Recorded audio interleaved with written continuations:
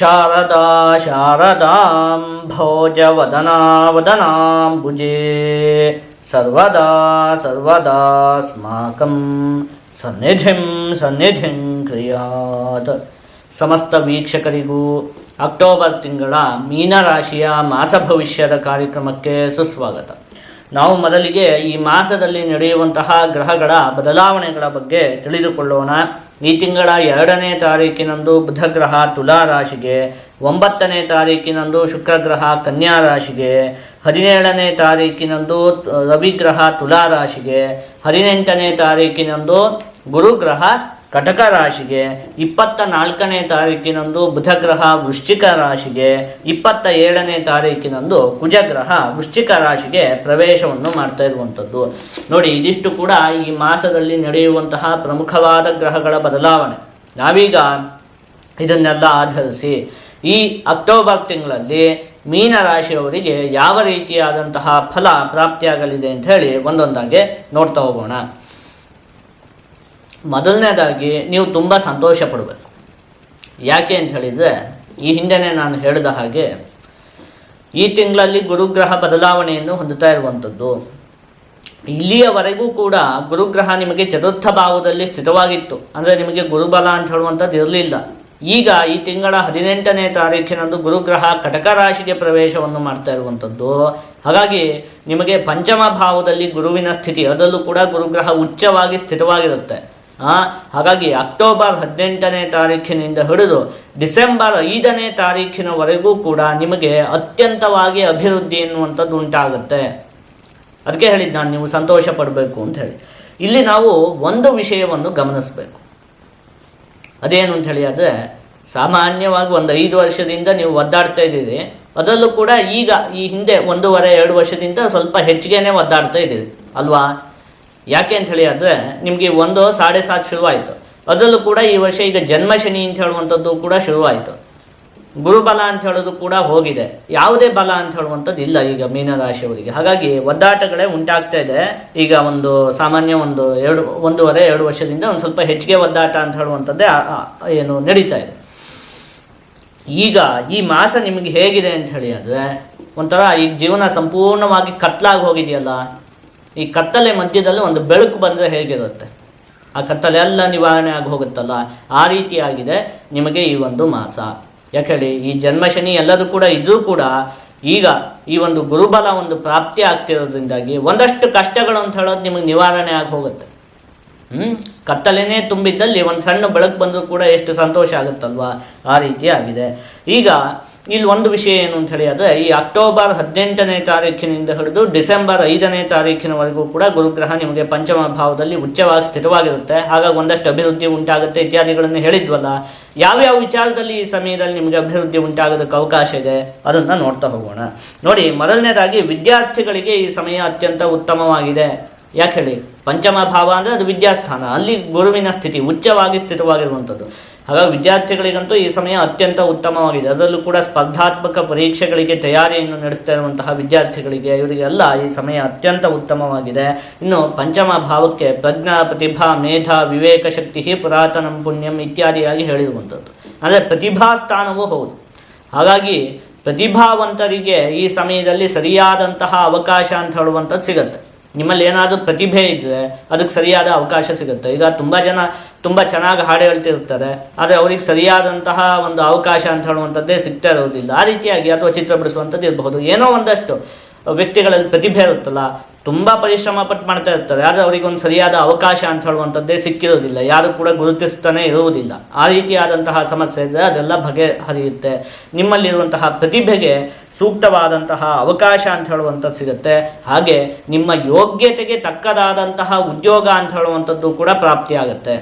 ನೋಡಿ, ತುಂಬ ಓದಿರ್ತಾರೆ ಅಥವಾ ತುಂಬ ಒಂದು ಸಾಮರ್ಥ್ಯ ಅಂತ ಹೇಳುವಂಥದ್ದು ಇರುತ್ತೆ, ಆದರೆ ಅವ್ರ ಪ್ರತಿಭೆಗೆ ಸರಿಯಾದಂತಹ ಅಥವಾ ಅವರ ಯೋಗ್ಯತೆಗೆ ಸರಿಯಾದಂತಹ ಉದ್ಯೋಗ ಅಂತ ಹೇಳೋದು ಸಿಕ್ಕಿರೋದಿಲ್ಲ. ಏನೋ ಯಾವುದೋ ಉದ್ಯೋಗ ಸಿಕ್ಕಿಲ್ಲ ಅಂತ ಹೇಳಿ ಯಾವುದೋ ಒಂದು ಬದುಕಬೇಕಲ್ಲ ಅಂತ ಹೇಳಿ ಏನೋ ಒಂದು ಕೆಲಸ ಮಾಡ್ತಿರ್ತಾರೆ. ಅದು ಅವರ ಒಂದು ಯೋಗ್ಯತೆಗೆ ಸರಿಯಾದಂತಹ ಕೆಲಸ ಅಂತ ಹೇಳುವಂಥದ್ದು ಉಂಟಾಗಿರುವುದಿಲ್ಲ ಅಲ್ವಾ. ಈ ಥರದ ಸಮಸ್ಯೆ ಎಲ್ಲ ಅನೇಕ ಜನಕ್ಕೆ ಇರುತ್ತೆ. ಎಷ್ಟೋ ಓದಿರ್ತಾರೆ, ಪಾಪ ಕೆಲಸ ಸಿಗದೆ ಯಾವುದೋ ಒಂದು ಕೆಲಸನ ಮಾಡ್ತಾ ಇರ್ತಾರೆ. ಆ ರೀತಿ ಸಮಸ್ಯೆ ಇದ್ರೂ ಕೂಡ ಅದು ಎಲ್ಲ ಬಗೆಹರಿಯುತ್ತೆ. ನಿಮ್ಮ ಯೋಗ್ಯತೆಗೆ ತಕ್ಕದಾದಂತಹ ಉದ್ಯೋಗ ಪ್ರಾಪ್ತಿ ಆಗುವುದಕ್ಕೆ ಈ ಸಮಯದಲ್ಲಿ ಅವಕಾಶ ಇದೆ. ಅಕ್ಟೋಬರ್ 18ರಿಂದ ಹಿಡಿದು ಡಿಸೆಂಬರ್ 5ವರೆಗೂ ಕೂಡ ನೀವು ಅದಕ್ಕೆ ಈ ಸಮಯದಲ್ಲಿ ಪ್ರಯತ್ನ ಪಡಬೇಕು, ಉದ್ಯೋಗ ಇತ್ಯಾದಿ ವಿಚಾರಗಳಲ್ಲ, ಆವಾಗ ಯಶಸ್ಸು ಅಂತ ಹೇಳುವಂಥದ್ದು ಪ್ರಾಪ್ತಿಯಾಗುತ್ತೆ. ಇನ್ನು ಎಲ್ಲ ವ್ಯಕ್ತಿಗಳಿಗೂ ಕೂಡ ಪರಿಶ್ರಮಕ್ಕೆ ತಕ್ಕದಾದ ಪ್ರತಿಫಲ ಅಂತ ಹೇಳುವಂಥದ್ದು ಸಿಗುತ್ತೆ. ಈಗ ಇಷ್ಟು ದಿವಸ ಯಾವುದೇ ಬಲ ಇಲ್ಲದೆ ಇರೋದ್ರಿಂದಾಗಿ ಬರೀ ಒದ್ದಾಡೋದೇ ಆಗಿತ್ತು. ಒದ್ದಾಟಕ್ಕೆ ಸರಿಯಾದಂತಹ ಒಂದು ಪ್ರತಿಫಲ ಅಂತ ಹೇಳೋದು ಸಿಗ್ತಾ ಇರಲಿಲ್ಲ ಅಲ್ವಾ. ಆದರೆ ಈ ಸಮಯದಲ್ಲಿ ನೀವೆಷ್ಟು ಪರಿಶ್ರಮ ಪಡ್ತೀರೋ ಅದಕ್ಕೆ ಸರಿಯಾದಂತಹ ಪ್ರತಿಫಲ ಅಂತ ಹೇಳುವಂಥದ್ದು ನಿಮಗೆ ಪ್ರಾಪ್ತಿಯಾಗುತ್ತೆ. ಮುಖ್ಯವಾಗಿ ಮನಸ್ಸಿಗೆ ನೆಮ್ಮದಿ ಅಂತ ಹೇಳುವಂಥದ್ದು ಸಿಗುತ್ತೆ. ನೋಡಿ ಏನಾಗಿದೆ ಅಂಥೇಳಿ ಅಂದರೆ ನಿಮಗೆ 7.5 ಅಲ್ಲ, ತುಂಬ ಹಿಂದಿಂದಲೂ ಕೂಡ ಇದೆ. ಈಗ ಅದರಲ್ಲಿ ಮುಖ್ಯವಾಗಿ ಈ 2025 ಮಾರ್ಚ್ 29ನೇ ತಾರೀಕಿನಂದು ಏನಾಯಿತು, ಶನಿಗ್ರಹ ನಿಮ್ಮ ರಾಶಿಗೆ ಪ್ರವೇಶವನ್ನು ಮಾಡ್ತು. ಅದರಲ್ಲೂ ಕೂಡ ಜನ್ಮ ಶನಿ ಅಂತ ಹೇಳುವಂಥದ್ದು ಆರಂಭ ಆಯಿತು. ಹಾಗಾಗಿ ಈಗ ಒಂದು 6-7 ತಿಂಗಳಿಂದ ನಿಮ್ಮ ಮನಸ್ಸಿಗೆ ನೆಮ್ಮದಿ ಅಂತ ಹೇಳೋದೇ ಇಲ್ಲ ಅಲ್ವಾ. ರಾತ್ರಿ ಮಲಗಿದ್ರೆ ಸರಿಯಾದ ನಿದ್ದೆ ಬರೋದಿಲ್ಲ, ಏನೋ ಒಂದಷ್ಟು ಚಿಂತೆಗಳು, ಒಟ್ಟಲ್ಲಿ ನೆಮ್ಮದಿ ಅಂತ ಹೇಳೋದೇ ಇಲ್ಲ. ಆ ರೀತಿಯಾದಂಥ ಒಂದು ಪರಿಸ್ಥಿತಿ ಉಂಟಾಗಿದೆ.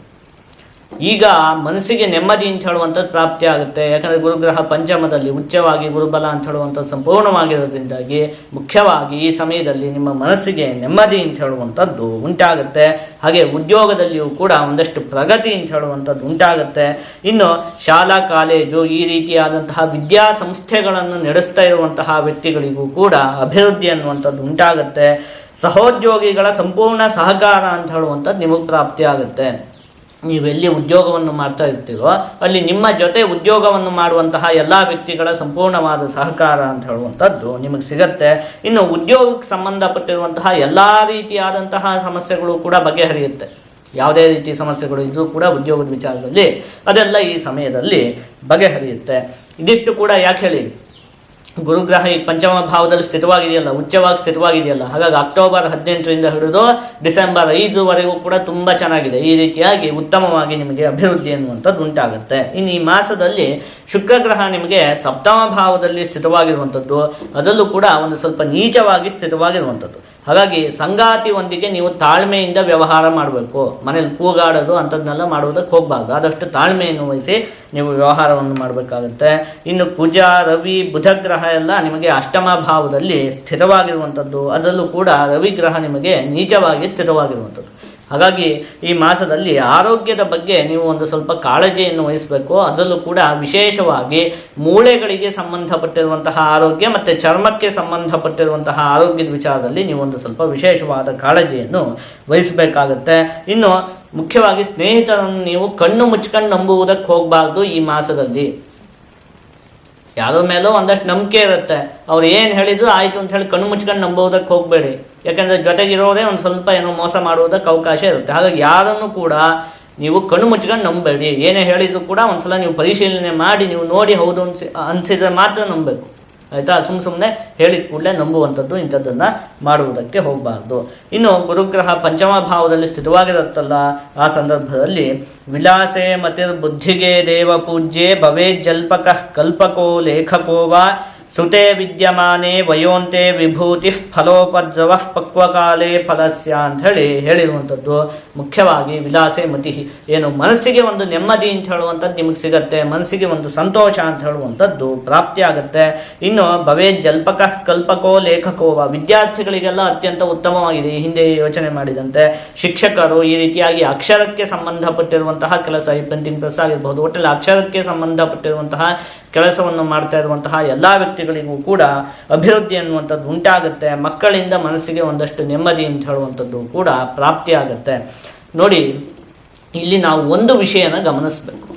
ಅದೇನು ಅಂತ ಹೇಳಿ ಆದರೆ, ಈ ತಿಂಗಳ 18ನೇ ತಾರೀಖಿನಂದು ಗುರುಗ್ರಹ ಕಟಕ ರಾಶಿಗೆ ಪ್ರವೇಶವನ್ನು ಮಾಡ್ತಾ ಇರುವಂಥದ್ದು. ಅಲ್ಲಿ ಅದು ಡಿಸೆಂಬರ್ 5ನೇ ತಾರೀಖಿನವರೆಗೂ ಇರುತ್ತೆ, ಮತ್ತೆ ವಾಪಸ್ ಹಿಂದಕ್ಕೆ ಮಿಥುನ ರಾಶಿಗೆ ಬರುತ್ತೆ. ಅಂದರೆ ಈ 1.5 ತಿಂಗಳುಗಳ ಕಾಲ ಮಾತ್ರ ಗುರುಗ್ರಹ ಕಟಕ ರಾಶಿಯಲ್ಲಿ ಇರುತ್ತೆ. ಇದು ನಿಮಗೆ ಅತ್ಯಂತ ಅಭಿವೃದ್ಧಿ ಉಂಟಾಗುವುದಕ್ಕೆ ಇರುವಂತಹ ಕಾಲ. ಹಾಗಾಗಿ ಇದನ್ನು ನೀವು ಸರಿಯಾಗಿ ಉಪಯೋಗಿಸ್ಕೊಂಡ್ಬಿಡ್ಬೇಕು. ನೋಡಿ, ಇರೋದು 1.5 ತಿಂಗಳು, ನಾನು ಅದನ್ನು ಮುಂಚೆ ಈಗಿಂದಲೇ ಹೇಳಿದ್ದೀನಿ. ಹಾಗಾಗಿ ಇದನ್ನು ನೀವು ಸರಿಯಾಗಿ ಉಪಯೋಗಿಸ್ಕೊಳ್ಬೇಕು. ಈ ಸಮಯದಲ್ಲಿ ನೀವೇನೋ ಉದ್ಯೋಗ ಅಥವಾ ಇತ್ಯಾದಿ ವಿಚಾರಗಳಲ್ಲಿ ನೀವು ಒಂದು ಸ್ವಲ್ಪ ಪ್ರಯತ್ನ ಮಾಡಿದರೂ ಕೂಡ ತುಂಬ ಯಶಸ್ಸನ್ನು ಹೊಂದುವುದಕ್ಕೆ ಅವಕಾಶ ಇದೆ. ಹಾಗಾಗಿ ಈ ಸಮಯನ ನೀವು ಸರಿಯಾಗಿ ಬಳಸ್ಕೊಳ್ಳಿ, ಇದನ್ನು ನೀವು ವ್ಯರ್ಥ ಮಾಡಬೇಡಿ. ಇನ್ನು ಮುಂದೆ ನಿಮಗೆ ಇಂತಹ ಒಂದು ಸಮಯ ಬರಬೇಕು ಅಂತ ಹೇಳಿದರೆ ಅದು ಯಾವಾಗ ಗೊತ್ತಾ? 2026 ಜೂನ್. ಈ ವರ್ಷದಲ್ಲಿ ಇನ್ನಿಲ್ಲ, ಇನ್ನು ಮುಂದಿನ ವರ್ಷ ಅದರಲ್ಲೂ ಕೂಡ ಜೂನ್ ಆದಮೇಲೆ ಮತ್ತೆ ಗುರುಗ್ರಹ ನಿಮಗೆ ಕಟಕ ರಾಶಿಗೆ ಪ್ರವೇಶ ಮಾಡುತ್ತೆ. ಅವಾಗ ಇದೇ ಥರ ಫಲ ಎಲ್ಲ ಸಿಗುತ್ತೆ. ಅಲ್ಲಿವರೆಗೆ ಇಲ್ಲ ಮತ್ತೆ ಇಂತಹ ಒಂದು ಅವಕಾಶ ಅಂತ ಹೇಳುವಂಥದ್ದು. ಈಗ ಸದ್ಯ 1.5 ತಿಂಗಳು ಸಿಕ್ಕಿದೆ, ಇರುವಂಥದ್ದೇ 1.5 ತಿಂಗಳು. ಹಾಗಾಗಿ ನಾನು ಹೇಳ್ತಿರುವಂಥದ್ದು, ಇನ್ನು ವ್ಯರ್ಥ ಮಾಡದೆ ನೀವು ಸರಿಯಾಗಿ ಬಳಸ್ಕೊಂಡ್ರೆ ಸಂಪೂರ್ಣವಾಗಿ ನೀವು ಅಭಿವೃದ್ಧಿಯನ್ನು ಹೊಂದಬಹುದು. ಆಯಿತಾ?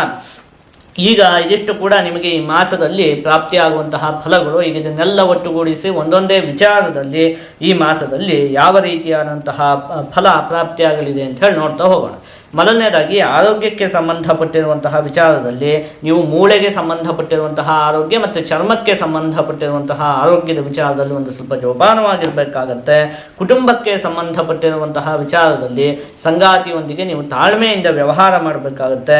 ಇನ್ನು ವಿದ್ಯೆ, ಹಣಕಾಸು, ಉದ್ಯೋಗ ಎಲ್ಲ ತುಂಬ ಚೆನ್ನಾಗಿದೆ, ಏನು ಕೂಡ ಯೋಚನೆ ಮಾಡುವಂತಹ ಅವಶ್ಯಕತೆ ಇಲ್ಲ.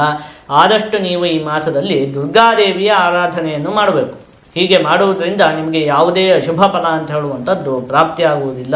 ಜೊತೆಗೆ ಎಲ್ಲ ಶುಭ ಫಲಗಳು ಕೂಡ ಸಂಪೂರ್ಣವಾಗಿ ಪ್ರಾಪ್ತಿಯಾಗತ್ತೆ.